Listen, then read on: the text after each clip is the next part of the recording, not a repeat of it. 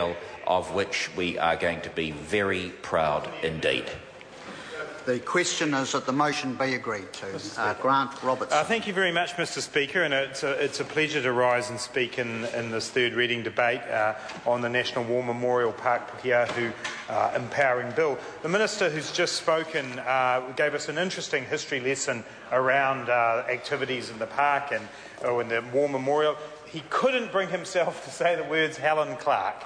It's unfortunate that the Minister, who I think we have given some credit to, that he has been a person who has worked on this issue over the last few years, stuttered along a little bit, but now we've finally got there, couldn't manage to say that in 2004 Helen Clark put forward this idea, because the words couldn't leave his mouth, which is a pity, because this is something that people on both sides of the House have certainly wanted.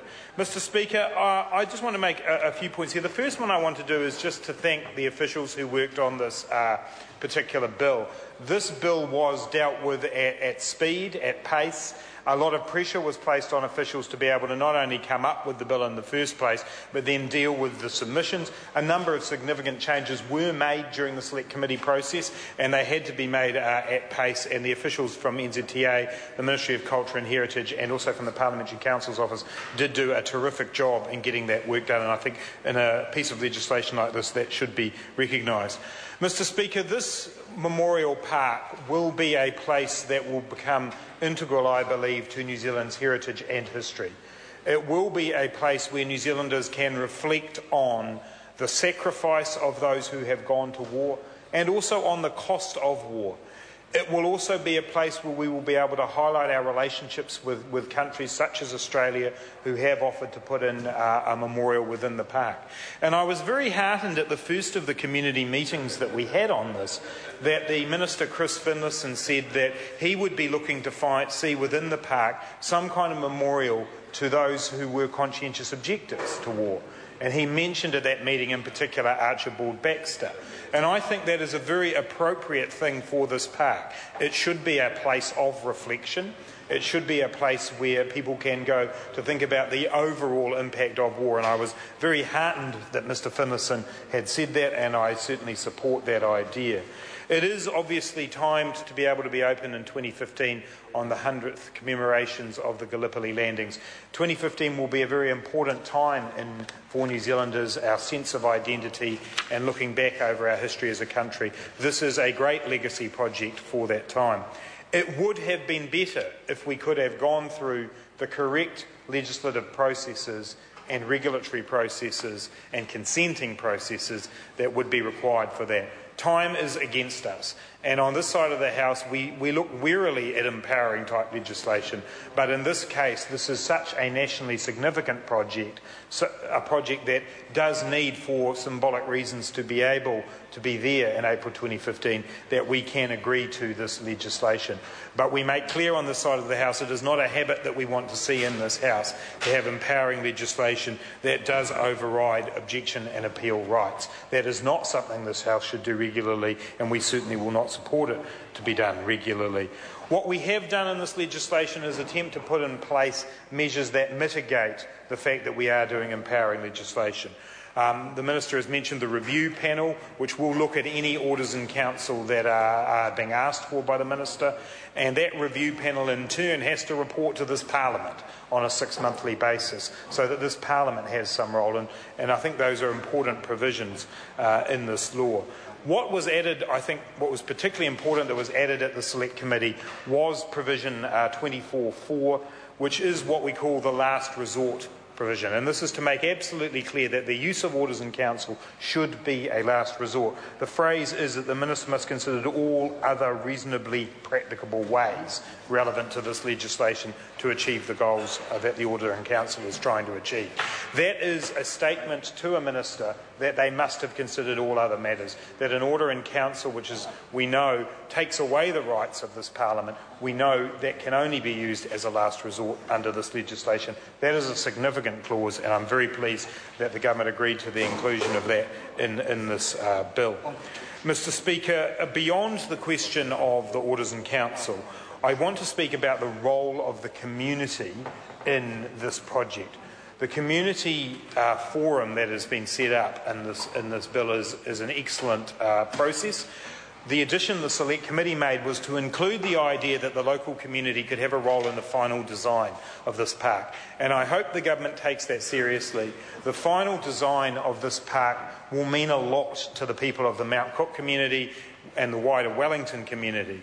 And it's important that the government listens to those communities. There are concerns already being raised by those who perhaps are involved in one part, in particular the historic creche that is just on the fringes of the park, that they will be impacted on this. I urge the government to talk to the community, to listen to the community and use that community forum, not just the 3 times that it's possible, 3 times a year that it's possible to use it, but use it more often to ensure that the community is involved. I also urge the government to ensure that the residents of Wellington, not just those in my electorate in Wellington Central, but more broadly across the city, are kept informed about this project. It's going to start very, very soon, and people in Wellington may not be aware of the disruption that is coming their way. Mr. Speaker, I want to make reference to a couple of groups who I think it's very important are considered here. The first of those is the Wellington City Council. The Wellington City Council have generously offered $5 million for this project. They are a key stakeholder. They must be involved all the way through this project, and hopefully, working with the Wellington City Council, we can see the development of this park, this great green space for Wellington, integrated within other plans that the Wellington City Council has. But I thank the Council for their support for this project. I particularly want to acknowledge the work of Deputy Mayor Ian McKinnon and also Mayor Celia Wade-Brown, who have been strong supporters of this project.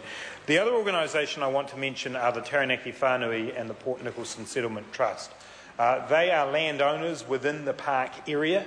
They have a long historical association with this area.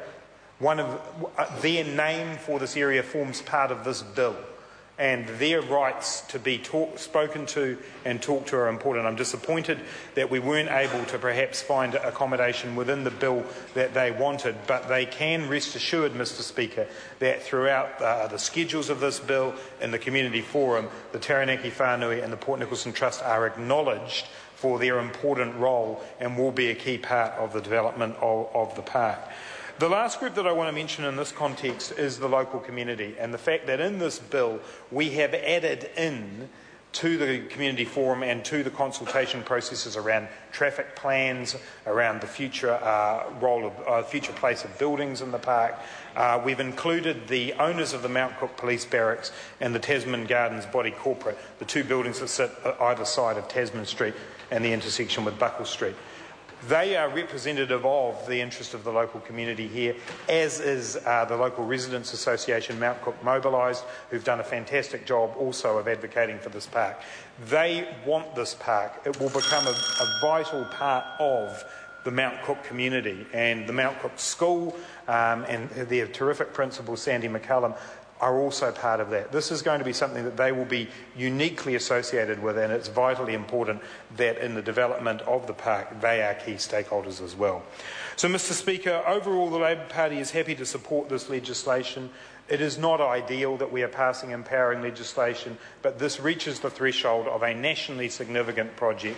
I know that veterans, their families, and all those affected by war will know that this is an important thing. But much beyond that, for Wellingtonians, this will be a terrific place of reflection, a green place, a green space, an open place for people to spend time. It will also attract visitors, I predict, from not only New Zealand, but right across the world. It will be something that we can be proud of and that will pay appropriate tribute to those who have sacrificed and to the costs of war, and I support this bill.